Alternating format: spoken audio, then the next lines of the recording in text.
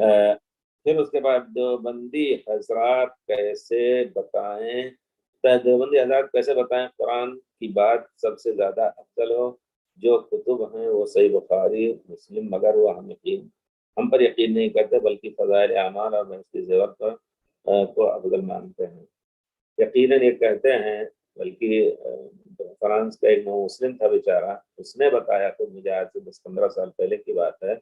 وہ مسلمان ہوا تو اس کو اچک لیا انہوں نے جماعت تبلیغی نے، تو بڑے اہتمام سے جا کر کے بیچارہ تقشف کے ساتھ اور پورا سب کچھ چھوڑ کر کے اپنا،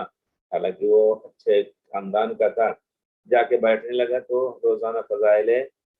قرآن پڑھ رہے ہیں، فضائل قرآن تو کہتا ہے کہ فضائل قرآن تو سن لیا، قرآن کی باری کب آئے گی؟ تو پڑھنے والے عالم محترم وہ غصہ ہو کے کہتے ہیں جو چیز اس میں ملے گی تمہیں قرآن میں وہ چیز نہیں مل سکتی۔